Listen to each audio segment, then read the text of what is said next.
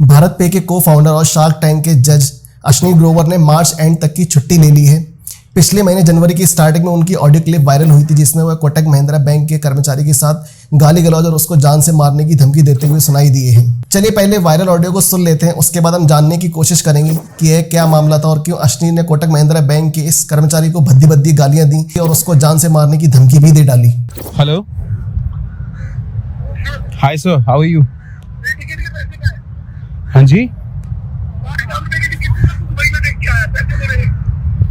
sorry, I don't know sir what you're saying. You don't know what I'm saying? वो दीदी क्या घर से उठा के ना तेरी कान मारूंगा। Are you drunk sir by any chance? Ticket coordination का या तेरे को तो भेजूं। Are you drunk sir? Are you dumb? Are you drunk sir? Are you dumb? No, I am not dumb, but please sir, mind your language. And I had a very beautiful relationship with you. I had a very beautiful relationship with you sir. I don't want to spoil it, please. Yeah, hi ma'am. Why are you lost? Why are you talking like that? Ma'am, I am not talking, but सुबह भी आपको phone किया। ma'am, सुबह I was. आप लोगों के पास नहीं, तो आप लोगों ने झूठ बोला है। अगर आप लोगों के पास एलोकेशन नहीं थी तो हमको कमेंट क्यों किया? Ma'am, ma'am. उसने जस्ट अभी हमें बताया है कि Ashwini didn't get to allocation और उससे पहले आप लोगों ने ये स्टोरी की कि Kotak had pulled out from the IPO financing of Nykaa. Ma'am, I have no idea because I did not communicate this stuff. You should take time to listen. अगर आप लोगों को allocation नहीं मिलनी थी, you should have told us कि ऐसा हो सकता है कि हमें allocation ना मिले, आप किसी और जगह से भी अप्लाई कर दो।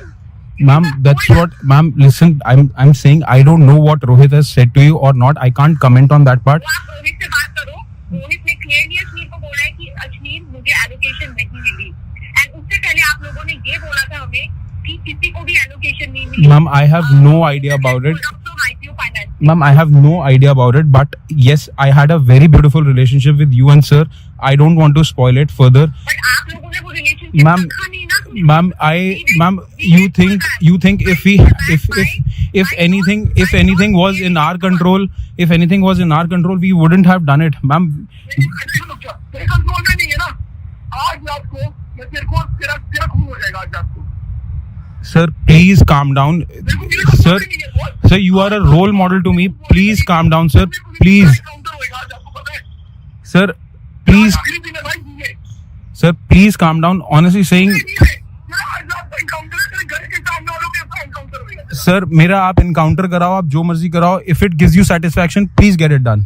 I say to you, please get it done if it gives satisfaction to you. And if you think getting this my encounter done or getting my family threatened would help you, please go, sir. I do not wish to even comment on this because I had respect you further also. You have been a role model to me and you will always be, but don't spoil it, sir. Please.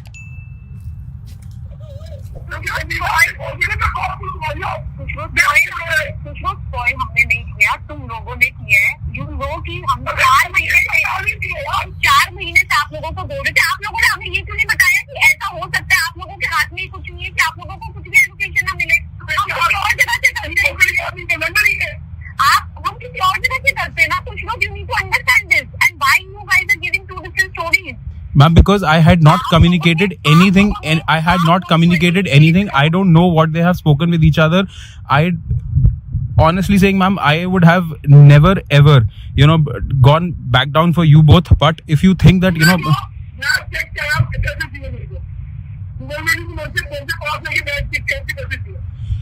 sir, I went on a personal vacation. That's all I know. Sir, आप please मेरे को invoice भेज दो against that free passes. I'll definitely pay whatever amount you say. I'll pay to you. That is my promise to you. If you think, sir, if you think that this pity job is the only, only thing I care about, I don't do that. Please note that I am not from a family background which you are thinking of. I am not somebody who can you just.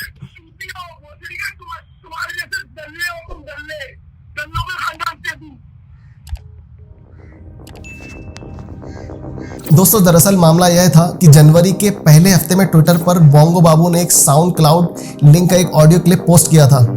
इसमें अश्नीर कथित रूप से Kotak bank के कर्मचारी को phone पर धमका रहे थे। वह नायका के आईपीओ में शेयर नहीं पाने की वजह से नाराज थे। उनका एक ट्वीट 6 जनवरी को सामने आया जिसमें उन्होंने कहा ऑडियो क्लिप फर्जी है, कुछ घोटालेबाज इस क्लिप का यूज करके मुझसे बिटकॉइन में $2,40,000 उगाने की कोशिश कर रहे हैं। कहानी खत्म नहीं हुई। इसके बाद 8 जनवरी को ग्रोवर ने अपने ट्वीट को डिलीट कर दिया। 8 जनवरी को इकोनॉमिक टाइम्स अखबार ने अश्नीर ग्रोवर से पूछा तो उन्होंने कहा कि चूंकि ऑडियो क्लिप को सोशल मीडिया से हटा दिया गया है इसलिए उन्होंने अपना ट्वीट भी हटा दिया है। उसे अपने ट्विटर प्रोफाइल पर रखने का कोई मतलब नहीं था। फिर पता चला कि ग्रोवर और उनकी पत्नी माधुरी ग्रोवर ने कोटक महिंद्रा बैंक को 31 अक्टूबर 2021 को एक कानूनी नोटिस भेजा था।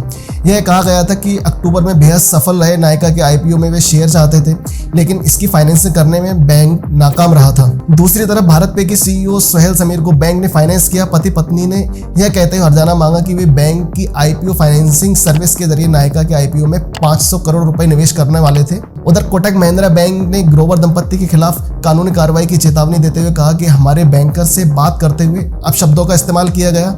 बैंक के इस रुख के बाद संकेत मिला कि बैंक ऑडियो क्लिप को सही मानता है। दिलचस्प बात यह है कि ग्रोवर ने एक समय कोटक महिंद्रा के इन्वेस्टमेंट बैंकिंग बिजनेस से करियर की शुरुआत की थी। दोस्तों इस ऑडियो क्लिप पर आपकी क्या राय है हमें कमेंट बॉक्स में जरूर बताएं। हमारे इस चैनल पर बिजनेस और स्टार्टअप से जुड़ी केस स्टडीज अपलोड होती रहती हैं जिसमें हम उस बिजनेस पर डिटेल में बात करते हैं। अगर आप बिजनेस से जुड़े हैं या अपना कोई बिजनेस शुरू करने वाले हैं तो हमारे इस चैनल को सब्सक्राइब कीजिए और बेल आइकन को प्रेस कीजिए जिससे आपको आने वाले वीडियोस की नोटिफिकेशंस मिलती रहे। मैं हूं आपका दोस्त और आपका होस्ट आमिल हुसैन। दुआओं में याद रखिएगा। Thank you so much guys.